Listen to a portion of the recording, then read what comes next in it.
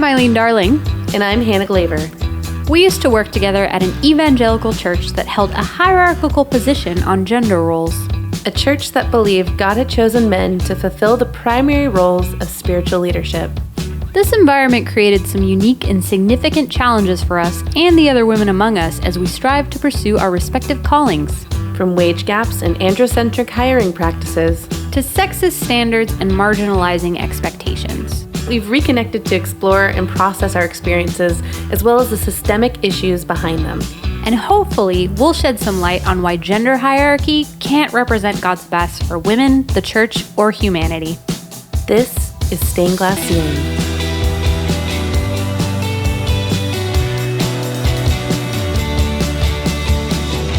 Hello, Hannah here, and welcome to our fourth episode of Stained Glass Ceiling. Now this week, we are breaking the norm from our typical format, and we will be unpacking the topic of power dynamics and gender hierarchy in ministry settings with an exclusive interview with licensed therapist Connie Baker. On that note, some of the conversation deals with the topic of spiritual abuse, so pace yourself accordingly. We think it's an important episode, and we hope that you enjoy it just as much as we did.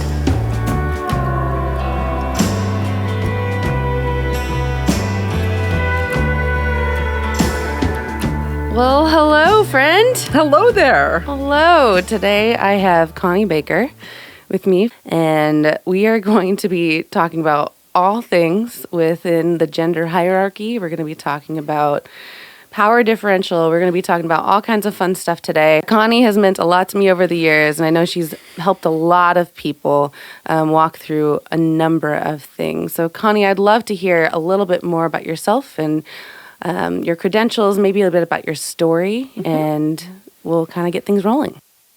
I'm a licensed professional counselor in Oregon and Washington, and I have been for 18 years. I love my work, and I have 3 big trauma specialties that I work with: religious abuse, intimate betrayal, and domestic violence.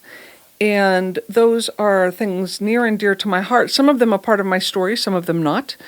And in these last 18 years, I've just learned a lot. My heart has grown, but there's very real reasons why I got into this arena. My story is, I'll kind of bullet point this. Parts may come up during the conversation, but when I was 25 years old, I was sexually abused by a pastor, and then the leadership of the church blamed me for what they called an affair, and I was asked to publicly give confession, and then I was dismissed from the church. There's a lot more to that story, but those are the basics, and it shattered me. I don't know a better word. It devastated almost feels too nice. For about a decade, I kind of wandered internally trying to heal. First of all, this was back in 1990, and nobody was talking about religious abuse back then. It was not part of the cultural conversation at all at that point.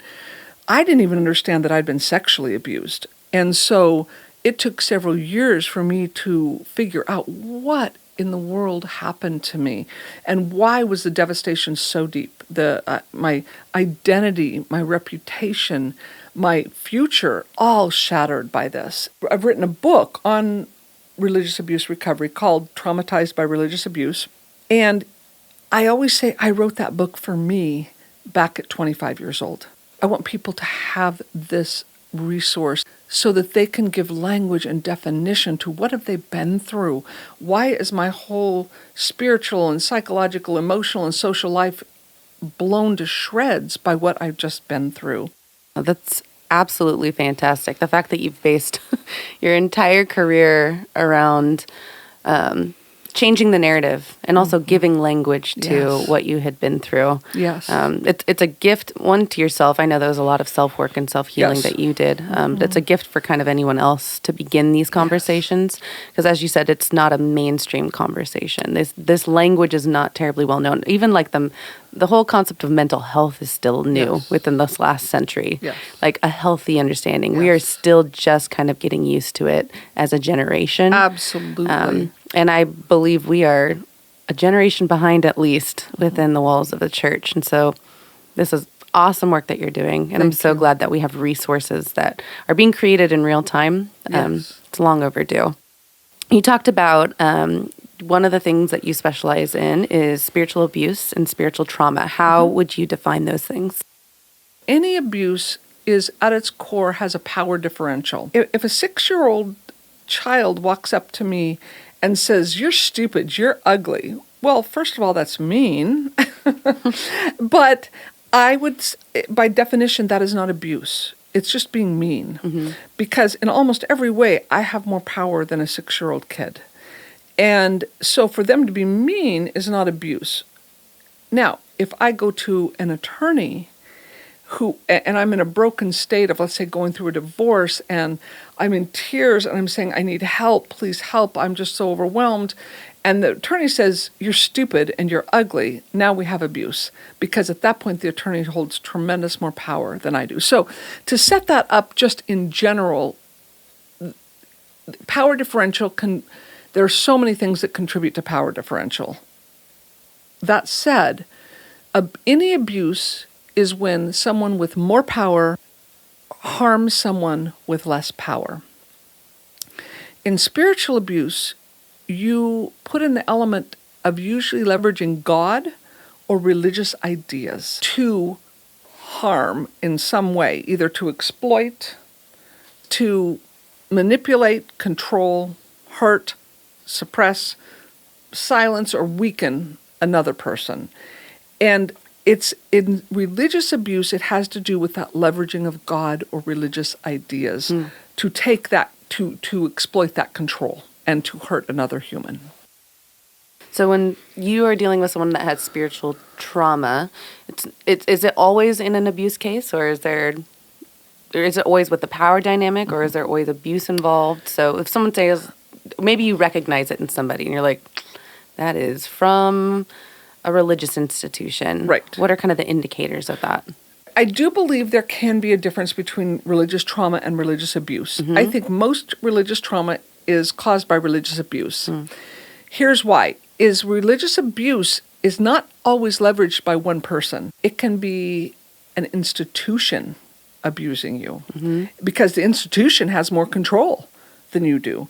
It can be a group of people. It can be an individual. So there's all these ways in which power can be leveraged to hurt somebody with less control.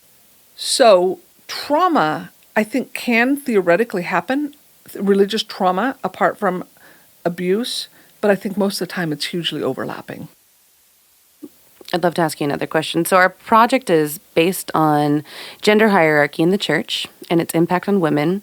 What are your thoughts, like on a theology position that says that God wants men only to take roles in authority that women cannot? Is a power differential inevitable? Is it inherently problematic for the health of a community, or maybe if only wielded a certain way? I'm thinking back to Paul's reference point of there's not slave or free, Jew, Gentile, male, female.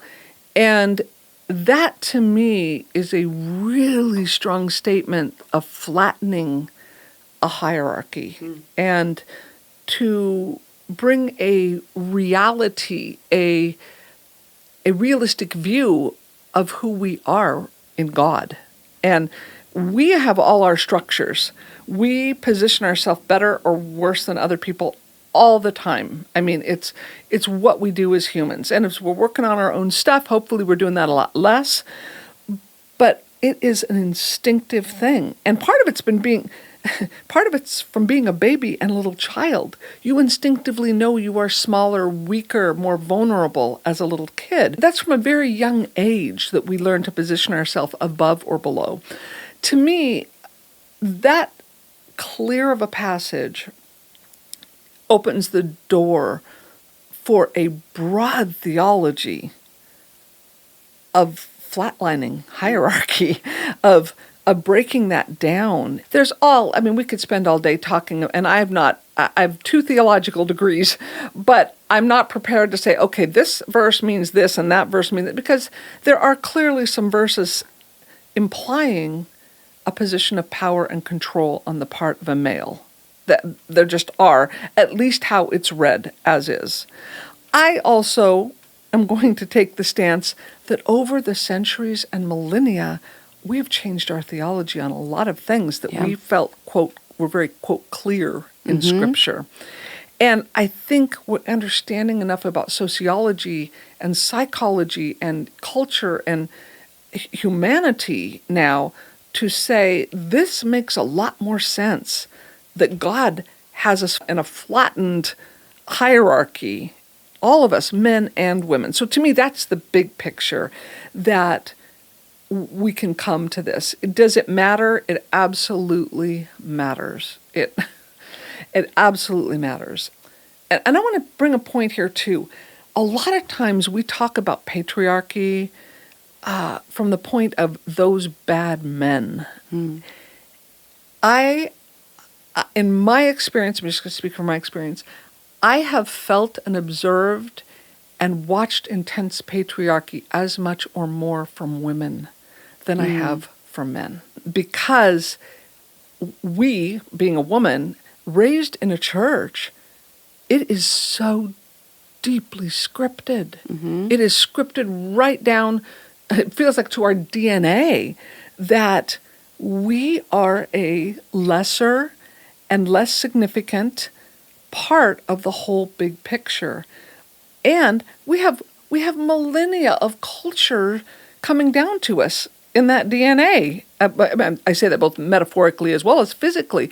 We have all of that history contained in us of who does the Bible talk about? It talks about men, written mostly by men. It's overpowering, and it's an assumed, it's a granted. And so I think I want to also put that out there, that it's not just men who are patriarchal. It is women who, especially ones that system works for, because the patriarchal systems can work well for some women in what they want in life, until it doesn't. But that's a whole nother story. Yeah. But that to feel righteous as a woman because of my patriarchal mindset can be a big payoff. Hey, that's what God wants. That can cover everything. Yeah. So that little side note in terms of when we're talking about patriarchy and whether it's a workable system, from my opinion, you could probably tell, I don't think it is a workable system. Yeah. It can benefit some people at some time. It can benefit a section of people, and then it ends up really potentially and actually damaging a much wider swath of humans.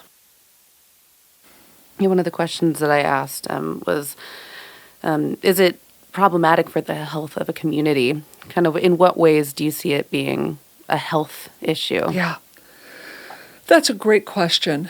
I think, again, I'm going to go back to what I pick up here in my office in terms of the psychological mop-up for women who have said,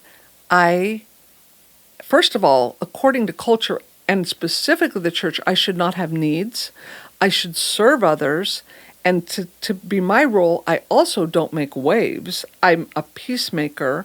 I am going to give my blood for the place with absolutely no expectation of any sort of matching leadership or control. I just have the responsibility. And that is a psychological wreck waiting to happen. And under the umbrella of I'm trying to do what God wants, women will do that. And it is a massive disruption and destruction to their spiritual life, their psyche, and I think their view of God. Yeah. If we're walking around at this subconscious level, I think a lot of times, I don't think a lot of women in the church would say, yes, in God's eyes, I am second class. And I think there's some that would.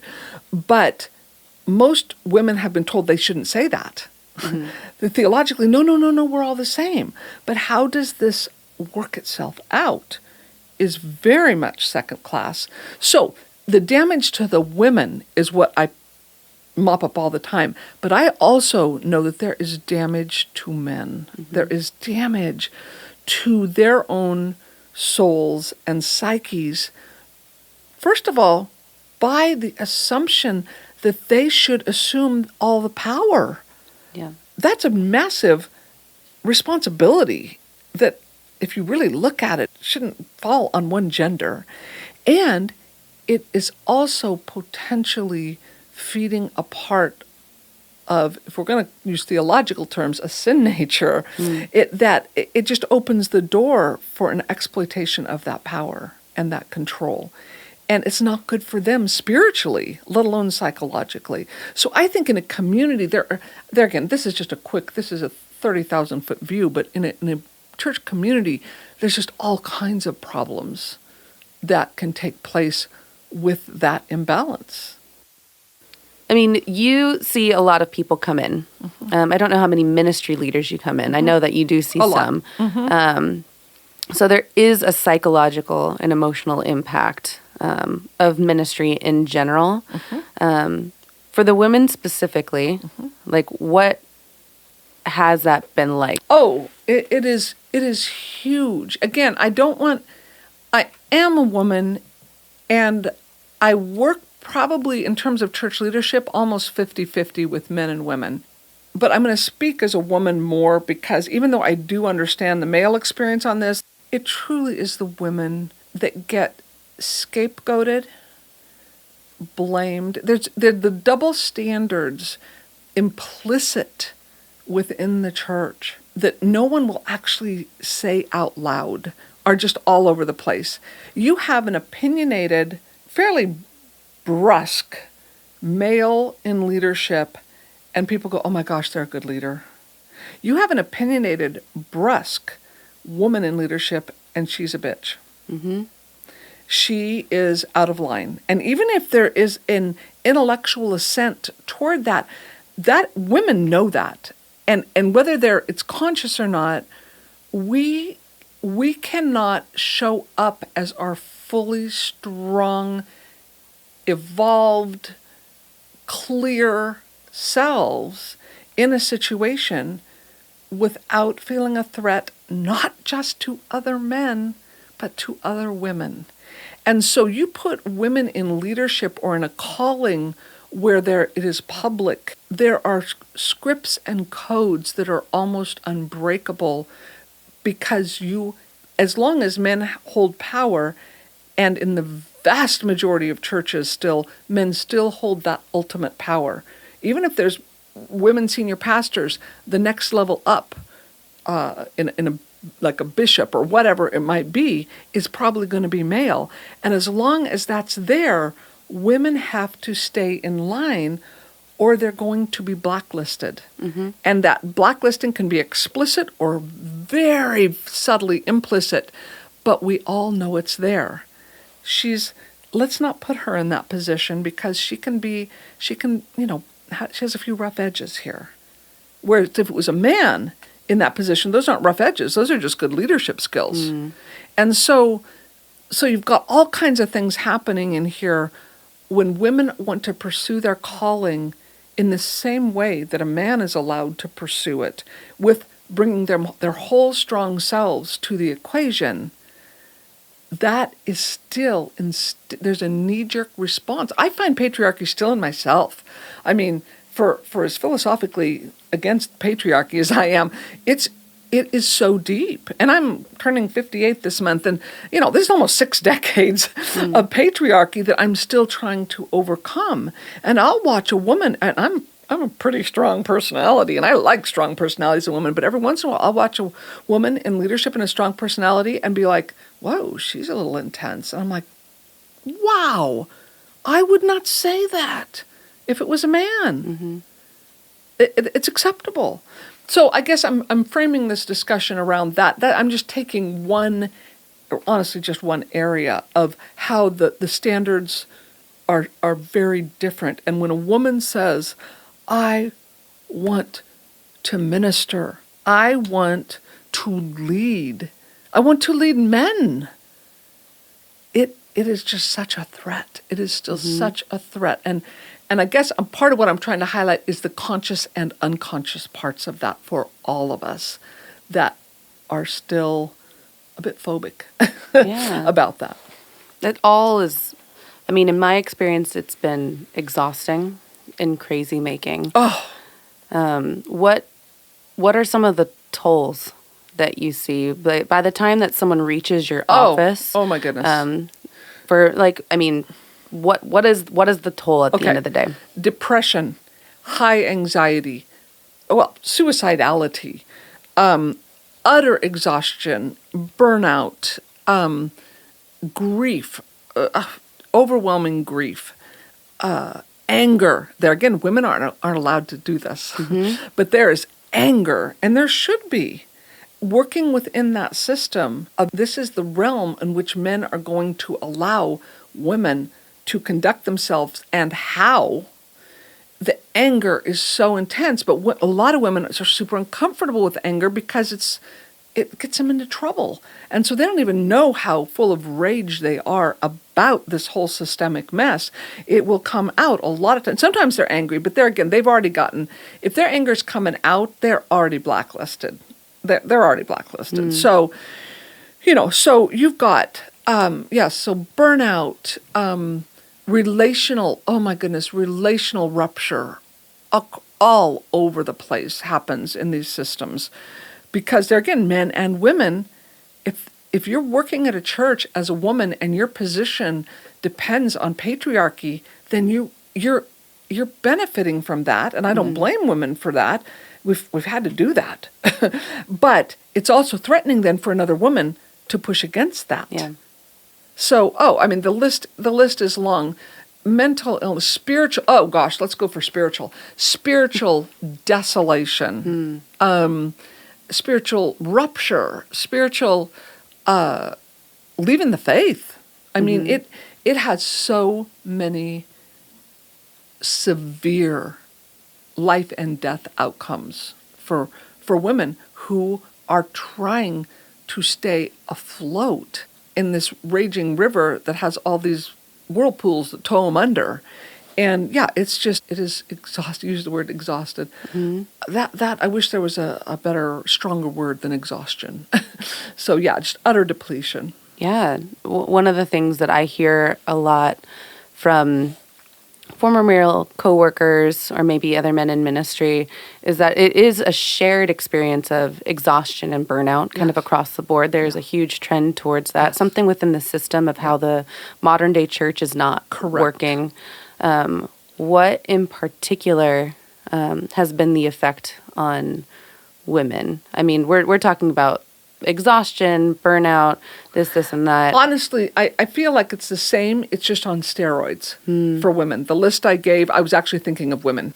To use the metaphor, the river of this going down the rapids in the river and getting beat up, I'm going to say the men and the women are often in this rapids getting beat up. That, like you said, the church structure is not, there's something deeply not working, and the toll on our leadership is huge. The men have life jackets. They're still going to get beat up, but they're not going to go under as much because the system works for them. They have buoyancy innately in their gender. And so it's the women who are saying, I'm getting beat up by the rapids. And if the men are saying, yeah, me too, the men don't see, the women don't have the life jacket.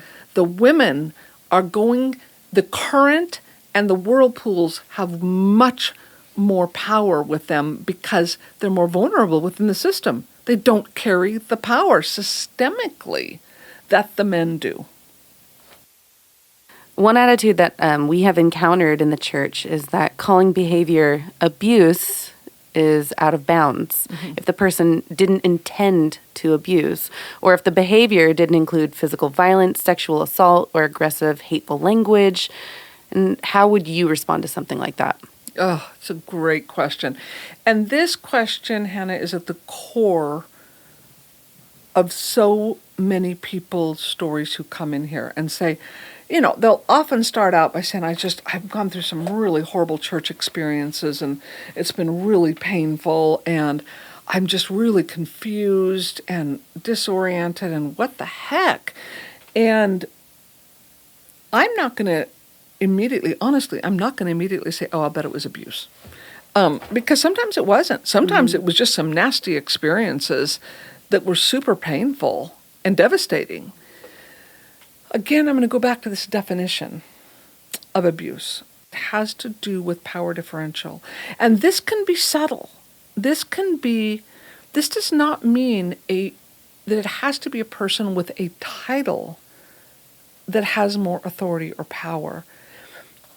If you are in a small group of people who all have a certain perspective, let's say a home group or something, and you say, and let's say all things being equal, which it usually isn't in a group, but let's say all people share exact amount of power within the group.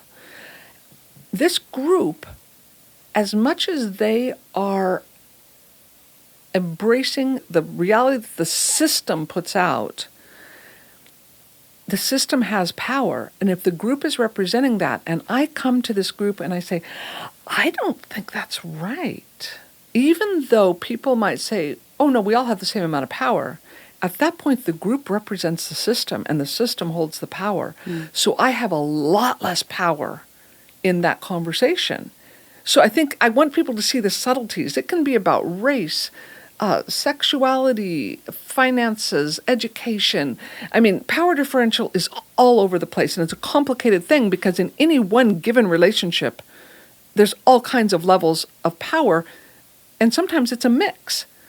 But when somebody has more power, that is when abuse happens. Now, I want to get to this intentionality, because boy, that is always the question. Did they mean to do that? Did they mean to be mean? Did they intend to hurt me? And it doesn't matter. Now, I will say it matters and it doesn't. There is something different to work through in our heads being abused if that was intended. There is a wow. But in some ways, that's more clear.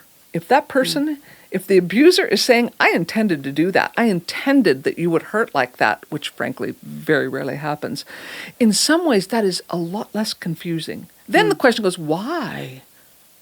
Because there's always questions. When abuse happens, it's confusing. At its very essence, it is confusing. And I'm also going to gray this out a little bit. I'm a woman in my 50s. I carry a professional degree, and when I'm speaking as a therapist, I have power, period. That's just that. Now, depending on whom I'm speaking to will depend on where the power differential is, but often when I'm in a professional setting, I'm carrying power. Do I abuse that? Absolutely. There is no way I can't at some point unintentionally leverage something to where I'm hurting somebody. And so I want to gray this out a little bit. The difference is what if somebody comes to me and said, Connie, when you answered my question, when you were speaking and it was Q&A and you answered my question, I felt like you were a little condescending in the answer, let's say. This is the point, right here. This is the point at which repair can be made or abuse can be cemented. Okay, right here. So my initial action, we're going to make mistakes. We're going to be idiots sometimes, especially if the higher position of power and the more power you have in an organization or the world or whatever, the more you are going to be responsible and the more people you're going to hurt and the more you're going to have to do repair. And so if at this point, when somebody walks up to me in this perceived situation and says that to me, I have a choice to go, oh my goodness, I am so sorry.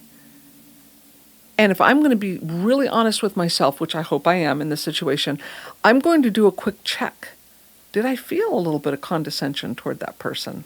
Was I a little annoyed? And depending on the appropriateness of it, I own that. And I say, you know what? I actually think that question may have pushed my buttons a little bit. And it ended up coming off condescending, and I can actually see why. Okay, so that's one option. Another option is to be able to say, wow, let me do a quick check. I actually loved your question. And I I thought it was a great question. And as far as I can tell in my heart, I did not feel condescending, but I want to apologize, especially in this public setting where it might have come across condescending. What can I do? What can I do to repair this? Okay, at that point, that person may go away saying, Connie crushed me forever. But the likelihood if I respond like that, repair can be made. I'm going to restore dignity. And I hope everybody could hear in my response how much power I was giving away. Transparency, humility of my own. Okay, what if some of my junk was in that response to their comment? So, okay, the other option is to say, no, it wasn't. I was not being condescending. Okay, feel the difference? I'm going to own, oh my goodness. Now, there again, I want a reality check here. Most people, not most, a lot of pastors I know are not willing to do that quick work of owning whatever may have influenced their response. But hopefully we all can. And then own it instead of just saying, my answer wasn't condescending, which is another massive power play, which says my reality trumps yours. Rather than, ooh, you had that reality, can I check in on my reality, give you back more power, flatline the hierarchy, and say, you may have a point, so let me hear it. And even if I'm thinking, okay, I truly loved that question. There was I thought it was a great question. There was no reason for me to be condescending. Still to say, I am so sorry that came across condescending to you. I want you to know my heart. I liked your question. Okay, so I'm taking a lot of time here to explain something, but to me this is super important because intentionality or non-intentionality doesn't matter at some point. So if somebody means to do it, okay, well, they're a jerk. I'm going to use nice words here in this podcast instead of the ones that come to mind. Anyway, so if they're going to be a jerk, they're going to be a jerk. But the issue is if I misuse my power in some way, I've had clients that ask me, you used to really, the tone you used with me was really upsetting. And I'm like, oh, good, thank you. First of all, thank you for telling me that. What happened here? And there have been times I've said, oh, that was some of my junk coming into our discussion. I have some stuff around this topic that I think I kind of put on you. There's usually repair is done. Repair can be made. The issue of entrenched abuse, an abusive system, an abusive leader will say, that was not a condescending question. Read the script. My reality trumps yours. Period. And you're wrong. And don't ever question me. I mean, there's all kinds of subscript to that. And they retain their power. They grab their power and keep the power differential rather than when they know they've done harm, back their power way off and be transparent. Okay, I just probably went into a preaching here, but this is a big deal for me in terms of saying, so let's just acknowledge you're going to hurt people. You, by virtue of your position, you're going to hurt people. Come back, own whatever you can, stay self-aware. One of the things that I ran into in my experience, and then I think one of the things that you have helped me, and I know you've helped other people come through, is kind of this realization of redefining abuse in this sense, because I was uncomfortable with that term. So many people, most people don't like saying I went through religious abuse. Let's just say that. Most and people I think don't even like just the idea of like that an institution that intends goodness for another person could, whether intend harm or just accidentally cause harm. Right. With people with smiling faces and who are doing good for the city and for the world, and we are people about love. It's a very confusing language that a lot of people are uncomfortable with, and I think we're not processing a lot as a result of it. No, exactly, because it's so scary for those in power, and let me say this like a liability. It's a liability, and most people who've gone through abuse, be it sexual, religious, domestic violence, they don't like calling it abuse because it implies that we didn't have control. And most people do not like to feel that or admit that themselves. Can I circle back real quick, Hannah? There's one other response that I want to make sure we know. The other response of a leader can also be manipulative. The response of a leader of saying, that was not condescending. That's a direct power play. Here's another way. Oh my gosh, I'm such a horrible person. I can't believe that I would actually say something that was condescending. I feel like I'm not even a good speaker anymore. This is so horrible. Okay, so that leader is manipulating and demanding that person who confronted them now take care of their emotions. Yep. And to say, oh, no, what you had to say was good. I just wanted to talk about how you responded. No. And so then the leader is then demanding reassurance and putting them in the position. They're still not really owning what they did. They're just doing this big global statement of self-condemnation so that somebody, consciously or unconsciously, so that somebody else can rush in and take care of them and say, no, it's fine. So there's all kinds of subtleties to this, but I want to put that one as another one where the leader will say, oh, I did go back. I apologized. I said what a horrible person I was and how I wasn't even qualified for ministry or blah, blah, blah, or whatever thing that is. Then the person abused then has to take care, and that's part of my story, is having to take care of the person abusing. No, I've had that happen. A really elaborate apology that was begging for forgiveness. Right. I'm sorry. I'm so sorry. Would you please forgive? Like, it was very emotional and over the top. And it felt so dirty. It felt wrong. I was like, oh my gosh. Right. I'm like, if I say no or like I need time, I'm going to look like a complete jerk. Which is part of that manipulation. Right. Yeah. You need to clear me right now because I'm uncomfortable and I can't live in this tension of you needing some time to think about it. So I'm going to do such a great apology that you will be required to say this or you're going to look bad. Yeah. I think you have some great resources for folks on identifying what abuse looks like. I want to leave the bulk of that to pointing people towards like maybe your website and your resources of stuff like that. But could I get a brief overview? I don't want to cry wolf for a lot of people who are like going, I bet you I've been abused. I bet my church is abusive. Right. Because that's not what I'm about. And I don't want to attribute something to individual scenarios that are just simply not true. Right. But I want to also change the narrative and give language to maybe some behaviors that can become abusive within systems. So it's not the thing that was helpful for me within the church. They talk about big capital C church and lowercase c church. I call it like capital A abuse and then lowercase a abuse. And the lowercase a abuse to me speaks more to systems where the lines become blurred and the intent is not as clear. You're not dealing with a bunch of like Adolf Hitlers who are intending genocide. You're dealing with people who are just going about in a system that benefits them. Right. And this is now what's happening kind of in their wake that they actually don't necessarily see and they don't have to see. Right. But the system and the way it benefits them and the way it's affecting people behind and beneath them, this is what's occurring underneath. So you have a list of things that are kind of like identifiers that have been helpful for me and I know helpful for other people. Yes. Yeah.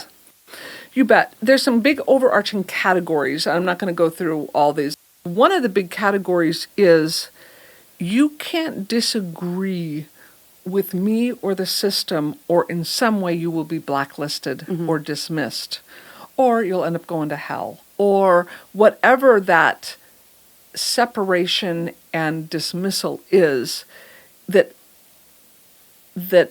abuse has to do with you cannot disagree with me. And with that, if you say there is a problem, you become the problem. You get labeled as too sensitive, as not helping unity, as disrespectful, disloyal, bitchy, whatever it is. If you bring up a problem, then you become that problem, and the actual problem you're trying to address is dismissed. Okay, so that's all within that realm of don't disagree. The other ones that are very strong have to do with authority and loyalty. The stronger the emphasis on authority in a religious institution, the more suspect I am. Because authority is is accentuating the hierarchy. It's accentuating. It's trying to heighten and deepen the hierarchy rather than flatline it. And the demands for loyalty often go with that. So those are some things. We're talking about a big one, and that's gender issues. Because when one group of people is less than another, it is fertile grounds for abuse. And by the way, as I'm describing these, I want everybody to think of these on a spectrum. You might be able to say, oh, well, our church does that a little bit, but boy, that church down the street, they do that a lot. And I'm going to say, yes, correct. And your church is doing this a little bit. And probably, if you're saying a little bit, maybe more than you think it is. So there are rigid all or nothing categories. This is a really big sign of an abusive system. All or nothing categories. And this can be subtle. This can be subtle. These all or nothing categories, or this us versus them mentality. The church that I went to that was abusive was a really kind of a hip, happening church, man. People who wore suits, okay, this is back in the dark ages, but people who wore suits to church were kind of like, whoa, what's up with them? Because everybody wore suits to church back then. And so at our church, we were cool. And we were like flexible. We were fine. We were wearing our Birkenstocks. Yes, this was the 80s. Birkenstocks to church. And that was the cool, hip thing. At the core, this church was incredibly rigid, very all or nothing in its theology. But on the outside, it looked really casual and relaxed. So there's subtleties to this. Another category is motivating people through fear, shame, and guilt. The more they're being used as motivations, the more toxic the system is and the more fertile ground for abuse. The other issue here that I can't not talk about is the issue of trust and forgiveness, because this is usually a core principle of an abusive system where forgiveness from the leadership is demanded. So if you're following God, you have to. I'm going to hurt you, and then you are going to be required to forgive me, and not just forgive me, but to trust me and be in relationship with me. And that is explicitly abusive. Each one of us, as human beings, get to decide who and when and what we're going to forgive, and who and when and what we're going to trust. And that's our choice. And forgiveness does not equal trust. That's a whole nother sermon. I won't go there.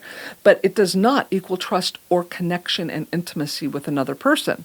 So forgiveness can't be demanded. So those are some quick overview, big picture ideas, besides things like secret keeping and not showing emotions and all kinds of other things that are in there. But those are some major categories.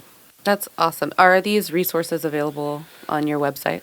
These resources are explicit in my book, and yes, probably some videos on the website will cover some of these, and yeah. No, that's awesome. I just want to make sure that people are pointed in the right direction, because this is very, very helpful stuff. If you're kind of wondering, what have I just gone through? Is this something that's happening to me? It's very helpful to kind of like look through. It's literally bullet points, and to kind of go like, man, it felt weird. It felt unhealthy. Some of this resonates with me, but I don't know if I would call it this. And I think that's very valid. And I really hope that it was not the case for you. But I would say that most systems are going to be biased by nature. And within the church, we shy away from hard conversations like bias and abuse, whether it's capital A abuse or lowercase abuse. And so being able to begin identifying stuff like this, hopefully if we're being honest as pastors and as lay people looking at these things, we can actually work towards some kind of transformation. Yes, hopefully. Versus just remain victims to the system or run away from the system entirely because it's harmful. You don't stay in a place that hurts you. Correct. I don't think we need to have such an unhealthy relationship with all of it, because we shouldn't be creating systems with so much harm and no accountability in it. Yes. So these resources are available. One particular church concept that has at times felt manipulative is this concept of unity. For example, like our hierarchical position paper at the church that I was working at included the statement that for the sake of unity, people with different, including egal, egalitarian, I gotta say the whole word, including egalitarian views, should refrain from teaching or promoting their view in the church. It's also something we often heard when women's advocacy came up, that the enemy was going to try to use that to cause disunity, and that was going to be avoided at all costs. So what would you say is important to keep in mind when invoking unity and spiritual or religious ideas like it? Yeah, that's a great example that you were talking about. To say we can't look at something from a different frame of reference because it could break the unity. And I'm going to say, how are we defining unity? That's the question. And I think most people unthinkingly transfer that to the word uniformity. And unity means we have to be in lockstep, rather than, wow, we've got a lot of different perspectives going on here.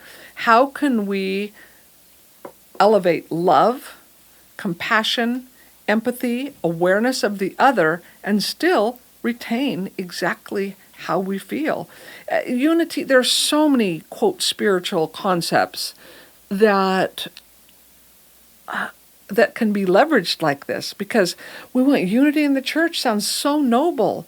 And it's also an excuse not to address really hard topics that are hurting people, and that, the irony, are already divisive. People are already leaving the church because women aren't being honored. People are already mad about it. Lives have already been hurt.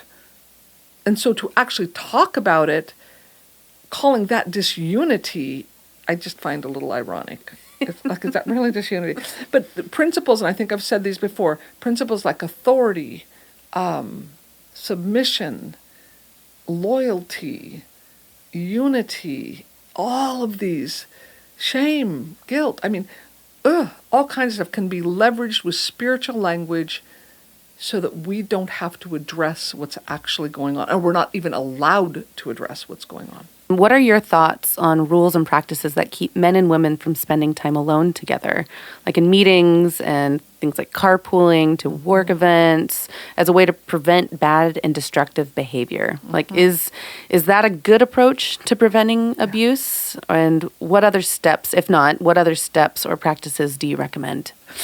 It's interesting. My husband and I were just talking about this week.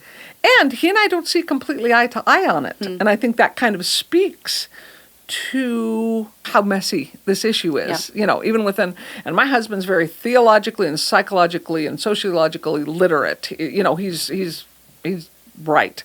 And he carries a little different perspective. And I'm not going to come down hard and fast on this. I will tell you, if you know that you have an issue with sexual acting out as a man or a woman, it's probably good to put some precautions up around that. All right, confession here, transparency. I'm probably going to go out this evening and have a margarita. I'm not worried about that. I have a second margarita and I'm like, oh, we're done. Ugh, alcohol is not my medication of choice. Now, you put me, the food I'm going to eat tonight will be the issue for me, whether I'm going to show restraint in what I eat. So to me, if there is an area where you medicate through sex, put the parameters in place that are needed. Be wise. Let's not tell me I can't have a margarita tonight. Because it's not really relevant. I can go give or take a margarita. Now, saying you need to watch what you eat tonight is like, well, crap, you're probably right. Yes. Yeah, I probably do need to, because that's my medication of choice. So I think that element in here, in terms of where your own vulnerabilities are, is an important thing. That said, I feel tremendously sad about all the lost, beautiful, potential relationships we have had through the years between men and women because of fear, because of paranoia because, oh dear. First of all, I want to say that when we treat men as though they cannot control themselves sexually, I feel like it is such a disrespect to men. It is a deep disrespect to say, oh, buddy, we're not going to trust you with this because we just know, darn it, you can't control yourself. So now, if somebody has a problem in that area, then do what you need to do. But I also am at the same point grieving all the rules and regulations, the good old Billy Graham rule, for whom I have great respect, the man, don't necessarily agree with the rule. Mm-hmm. And I'm going to come back again to power differential. Pastors, and I'm going to say this, I want to say always, and I just don't usually do that, but I'm going to say 99.999% of pastors who have, quote, affairs with women in their church, it is abuse because there is an innate power differential that cannot be erased from the equation of consensual sex here. So, take me to task for that, but I'm standing by it because the power differential cannot be erased. So if a man is abusing his power through sex, it's usually through sex or money or bullying. Those are the three, good old money, sex, power triangle. It's going to come out. That's why people like Mark Driscoll were really hard to nail because early on there was no sexual acting out and no money acting out that we knew of. And it was hard. People were saying this guy is doing damage, but nobody could get him because there was nothing the church was allowed to, quote, pin. Bullying was like, well, darn it, he's got a strong personality. Completely anti-Christ-like, but strong personality, let's call it. No. So often power exploitation is going to come out in sex and money, sex and or money. So if you've got an abusive pastor, it could come out in sex, yes. But the issue is that reason to put all these parameters up and lose what could be a beautiful mutual conversation between men and women? Now, okay, there's so many angles to this. The other part of this is women who do not feel safe with men need to have the option to say, I don't really want to be in a room alone with the men.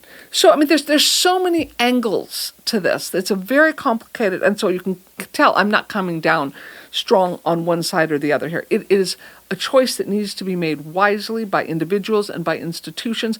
I don't look down on institutions that say, no closed door with a pastor, with a woman. I don't look down on that. I also want to step back and say, ask when and where do we need that, and when and where might we not need that? So yeah, all the permission in the world to women who are saying, oh no, I'm not going in a room alone with a guy. I'm like, good girl, you stay right there. You don't budge. Absolutely.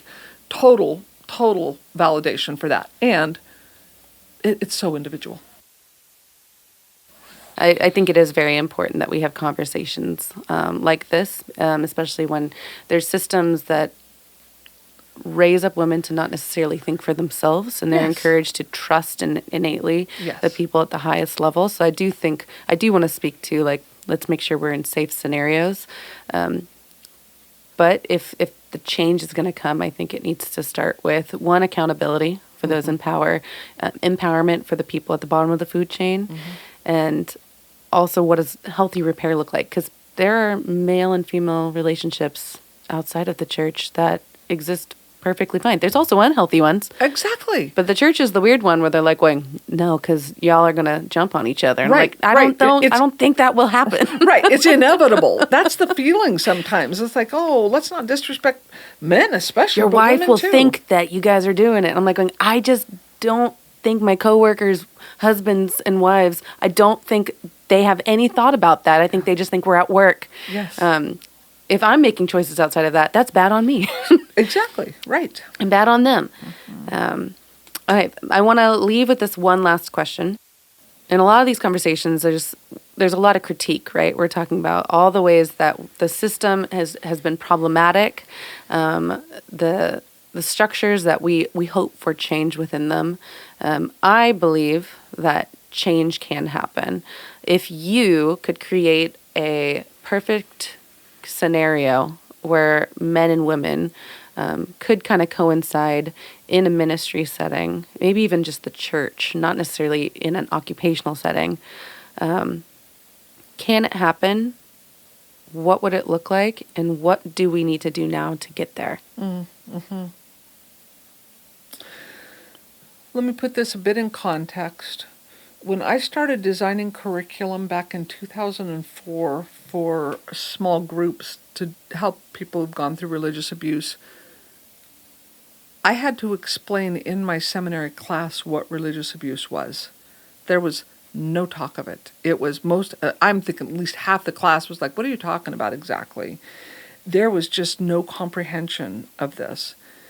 In 2014 was a very important year in this regard to raising awareness, because a few important things, and I don't know how many things you want named on this broadcast, but Mars Hill blew up and Bill Gothard got busted, and both of those were big deals. And the conversation, I remember it just took conversation to another level.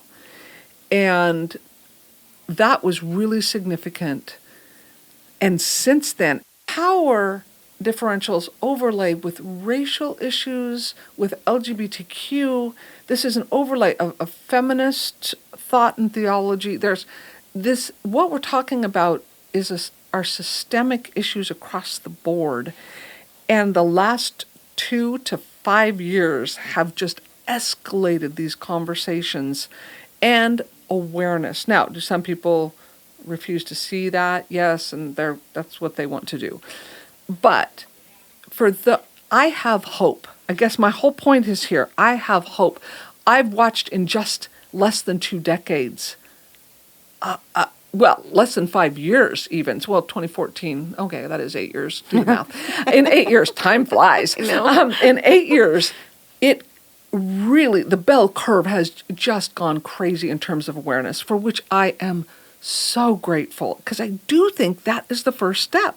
How can we talk about power differential, and how can those in power, especially white males? I'm so thankful I'm a woman. It's because it's one of these things where I don't know whether I watch good-hearted white males struggle to wrap their head around the privilege they have, because they have nothing to gauge. They have privilege at every level, straight cis white males, all that. do the line. If you're one of those, it's really hard. This conversation and people pushing back and challenging, this raising of awareness is a huge part of what gives me hope. What it will look like, that's a little harder for me to see. It's funny you asked that. I'm thinking, crud, I work toward this all the time. What does this look like? But I do think it harkens back to something we talked about earlier, and that is open, clear, non-defensive, receptive communications with people, in this case, men and women, who can hear the experience and start saying, I'm having trouble wrapping my head around. Well, like for me, I have a hard time with you boys not being able to see what's going on. I can't wrap my head around that. I need to learn to continue to try to hold empathy for that. No excuses, just to say, it's got to be hard. I know what it's like to live as a woman in society and the church. And I've had to deal with that for 6 decades. So them not having that is a disadvantage in this conversation. And so for me to actually be more open and receptive to when they're trying, and trying to figure that out. But to me, it would look, okay, I'm just going to spit this out. I said this to you earlier, Hannah. I don't think we're going to have equality in the church until women have the same power to determine what men involve themselves in and what men can lead as men have with women.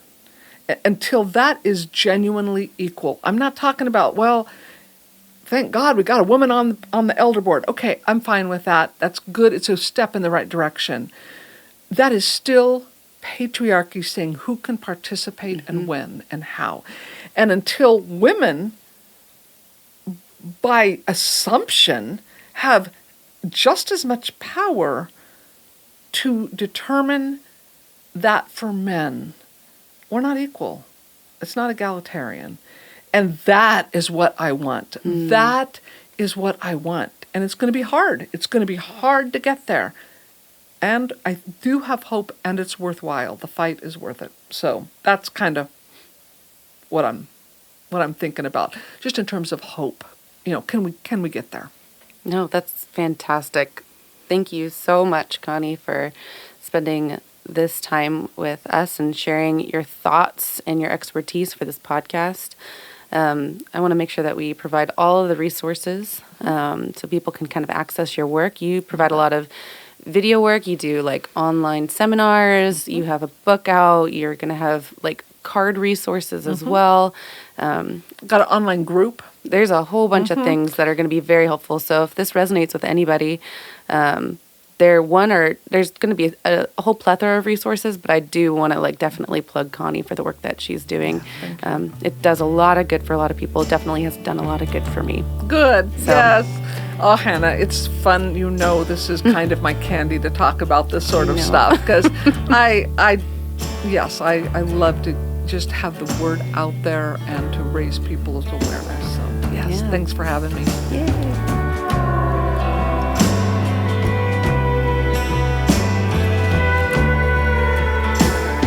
May we face unknowns with a sense of wonder rather than fear. May we have curiosity for new stories and unique perspectives. May we extend love generously, laying down our lives, our power, our privilege to create access, equity, and equality for our sisters and brothers in the margins. We are uniquely and wonderfully made, but we are equal in our image-bearing and belovedness. Well, that's it for this week's episode of Stained Glass Ceiling. Thank you so much for listening. We want to extend a special thank you to Connie Baker for today's interview, to Eileen, Kenya, and Becca for all your hard work in keeping this podcast alive, and to Alan for mastering. Today's episode featured music off my record So Far So Long, and as always, we will list the resources mentioned in today's podcast in our show notes. We have more episodes coming up, so stay tuned, and we will see you next week.